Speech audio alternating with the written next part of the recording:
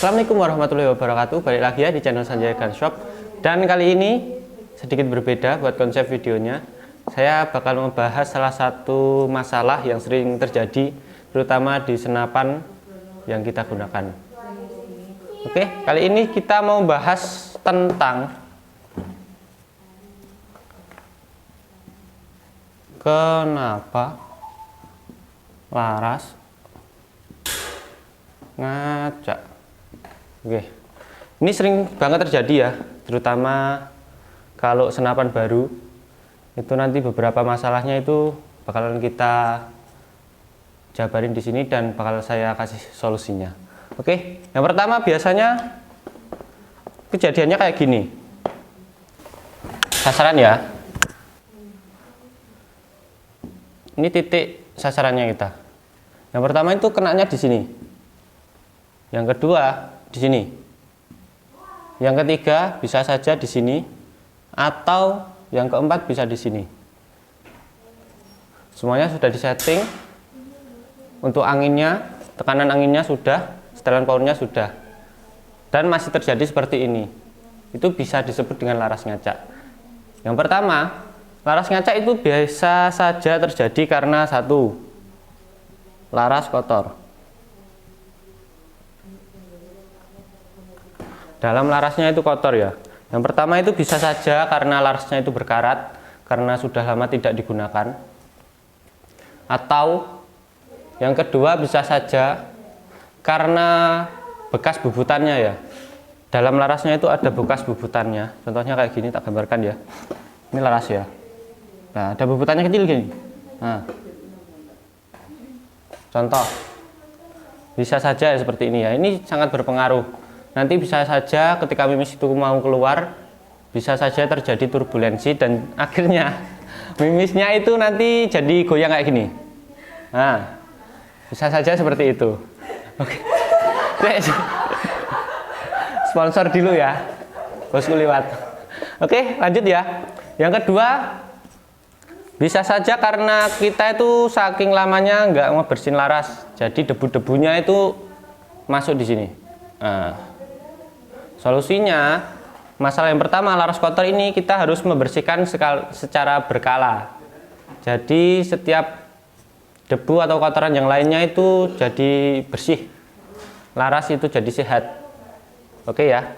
Yang kedua, bisa saja karena aksesorisnya, pemasangan aksesoris seperti peredam ini ya. Ini tuh yang pertama nggak pas atau miring. Bentar. Aksesoris. Oke. Contohnya peredam gini ya, saya ulangi ya. Ini bisa saja masangnya itu agak miring.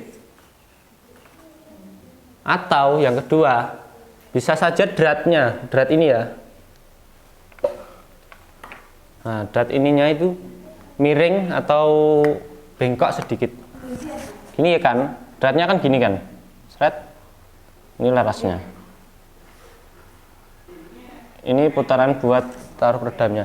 Itu saja, itu bisa jadi miring ke sini, atau kalau dari atas itu miring ke kanan atau ke kiri, itu bisa saja terjadi. Caranya nanti buat mengetahui itu ya, kita coba nanti pas nembak itu. Yang pertama itu tanpa menggunakan yang namanya peredam. Saya biasanya seperti itu. Kalau dikasih peredam, nggak mau kenai sasaran, itu saya lepas dulu kan peredamnya. Lalu saya coba tanpa peredam. Ya memang suaranya itu sangat keras. Jadi kita memang anjurkan pakai peredam ya. Tapi dicoba dulu. Nanti kalau pas tidak dipakaikan peredam ini, pas kena sasaran, lalu ini dikasih peredam, kita tembakkan lagi. Habis itu kena sampingnya. Contoh kayak gini ya. Yang pertama itu kena sasaran tanpa peredam. Yang kedua, pas dikasih peredam kena di sini atau di sini. Berarti itu bisa saja karena dratnya atau peredamnya. Ini biasanya kan, ini di tengahnya kan bolong kan. Nah, kalau aksesoris itu bisa saja terpengaruh juga ini karena laras kotor ini. Karena turbulensi pelurunya, jadi terkena peredamnya ini ya. Jadi mimisnya kadang ke kanan, kadang ke kiri. Kalau dratnya itu biasanya terjadi kalau larasnya sudah sehat, tidak ada yang kotor. Lalu pas dipasangi peredamnya ini bisa dilihat secara kasat mata sebenarnya. Kalau kalian bingung ini miring atau tidak, nanti kalian bisa gunakan penggaris. Bisa kalian taruhkan di sini ya. Nah, di sini biasanya kalau saya naruhnya. Ini kalau yang bawahnya ini agak membuka sedikit gini, berarti itu miring. Atau yang di bawahnya ini agak menutup gini, itu berarti miring. Yang ketiga, dua terus ya. Yang ketiga itu bisa saja larasnya tidak sehat.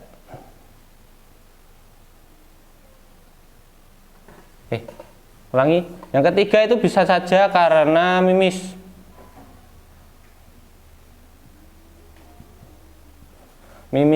Makanya kita itu sering anjurkan buat teman-teman ya, waktu ngecek, waktu coba untuk grouping ataupun akurasi, waktu nyeteli ya, itu kita anjurkan pakai beberapa mimis. Contoh kayak yang sudah terpercaya ya, seperti ini.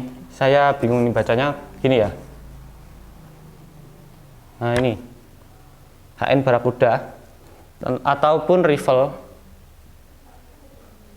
ataupun kalian nanti juga bisa coba mimis yang sering kita gunakan ya, itu mereknya Hercules, itu juga bagus itu buat coba akurasi atau grouping itu ya. Kadang itu senapan cocok dengan mimis yang agak berat, kadang juga cocok dengan mimis yang agak ringan. Makanya kita anjurkan buat teman-teman sebelum ngeklaim itu larasnya ngacak, coba dulu beberapa mimis, jadi nanti bakal kelihatan. Oke, yang keempat, ini yang terakhir ya, faktor alam. Oke, dan yang paling besar kalau faktor alam itu karena angin. Angin ini sangat berpengaruh, karena mimis kan ada gerakan aerodinamisnya kan, berputar. Nah gini ya, nanti kalau kena angin bisa saja itu mimis berputarnya agak belok ke sini atau ke sini. Jadi kalau teman-teman waktu ngetes usahakan itu angin yang ada di alam itu tidak terlalu kencang ataupun sepoi-sepoi kalau bisa ya. Nah, caranya coba seumpama hari ini untuk larasnya untuk mimisnya itu kenanya di sini kayak gini ya. Nah, besoknya pas waktu keadaan anginnya itu sudah tidak terlalu kencang, ataupun kalau di bahasa Jawanya itu sepi angin, tidak ada anginnya ya, tidak ada hembusan angin yang kencang, itu coba lagi. Kalau tetap kayak gini ya berarti itu memang larasnya. Karena yang kalau nggak ada angin itu biasanya lebih mudah buat mimis itu, entah kena sini atau sini atau sini. Oke, itu tadi ya pembahasannya ya. Buat konsultasi lebih lanjut bisa hubungi nomor yang ada di bawah ini, dan sampai jumpa di video selanjutnya. Dadah.